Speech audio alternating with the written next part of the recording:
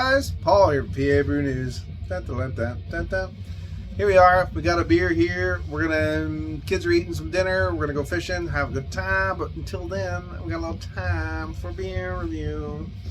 $8.49 of the American dollars, right here.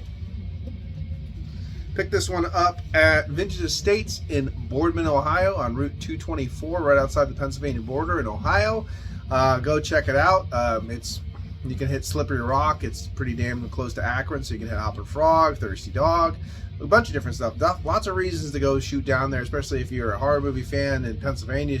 Hit Evans City, hit Xenopoli, who has crazy-ass craft brewing companies, then shoot on over. Definitely cool place, cool people, cool vibes, good beer, good wine, awesome stuff. Cheers. Oh no, everything broke. All right, this is some Darkestra right now. It'll turn back on. It should anyway. Here we go. All right, cool. This is Daughters of the Sea Salted Caramel Pastry Stout, coming at a very sessionable 13% alcohol by volume. Gotta love that. We'll tell you about it here in a second. Even pour it. Little wolf action, cool. This is Darkestra is one of their first demo albums. On the vinyls. Here you go. Okay. Poured kind of clear, but looks pretty dang dark in the glass. Let me see if I can get you.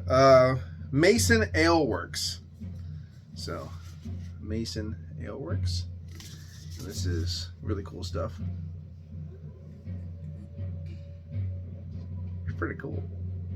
Well, I like wolves, so when you got ambient music and wolves, it's always a good combo.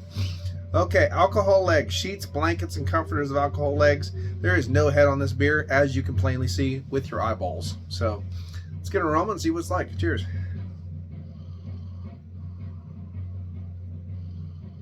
Okay, so I get a little bit of a metallic tonality from it, and there might be a little bit of an adjunct kind of a tonality. There is a little bit of morality that would make sense with salted caramel. Ethanol alcohol playing through here, bringing a soft hint of a dark fruit. Almost a hint of almost a soft vinous cherry. But definitely getting a little bit of caramel, a little bit of roasty toasty, those kind of vibes. Those high spots of that soft, almost like I'm gonna say artificial, because the fact that the ethanol alcohol is bringing a cherry. That reminds me of kind of like when the Captain Crunch had berries in their cereal for a while. You know, it had that a little bit of waft of that coming in with that vinous tonality. That and that caramel.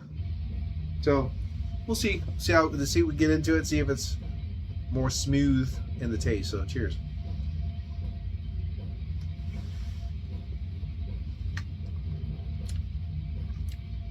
Wow.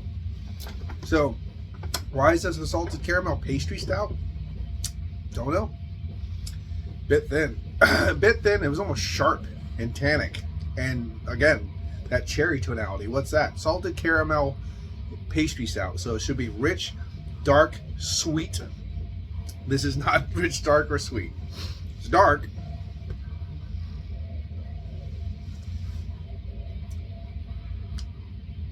There's a high, it doesn't look it, but there's a tingling, like a high tingling, almost like I would say, almost like a carbonation, even though it doesn't feel overly carbonated. It's hitting the palate. A little bit metallic tonality that I know there's a salinity to it that I can definitely pick up, but there's that metallic tonality too.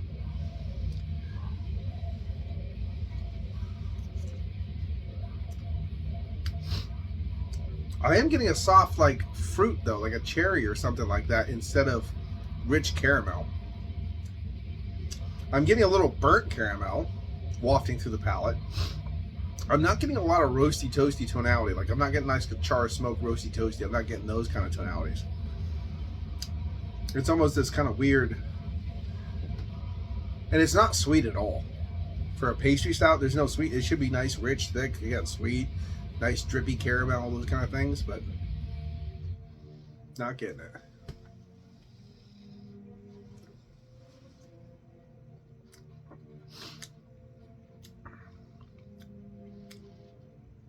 Yeah, it's too thin.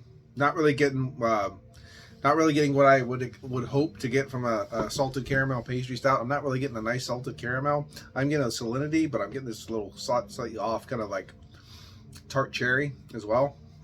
The body has a lot to be desired. The firmness of like the imperial stout itself is kind of lacking for sure. And the caramel is just not doing anything for me. So this is what I would expect for like more of the mass market kind of produced breweries when they try to do like a caramel imperial stout, that you get something like this, which is not good. You know what I mean? That's what I would expect. I wouldn't expect paying $8.50 from a craft brewing company and expecting this in the glass. You know what I mean? So I'm going to call this a fail on this one. Not trying to be overly negative or anything. I'm just kind of saying it as it comes, you know. It's drinkable.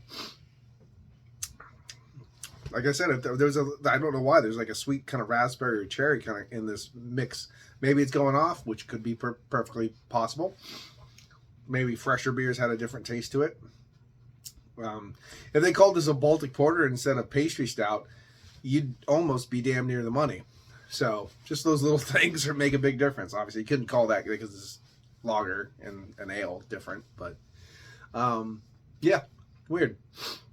So I think I'm gonna throw this in the it's drinkable. It's, you know, it's drinkable for what it is. It's not close to the style. It's not getting the flavors I want and this, but it is drinkable. So I'm gonna throw this in the 6 category. 6 out of 10. It's been Paul from PABrewNews. Cheers. Bye bye. Watch that finger. Here it comes.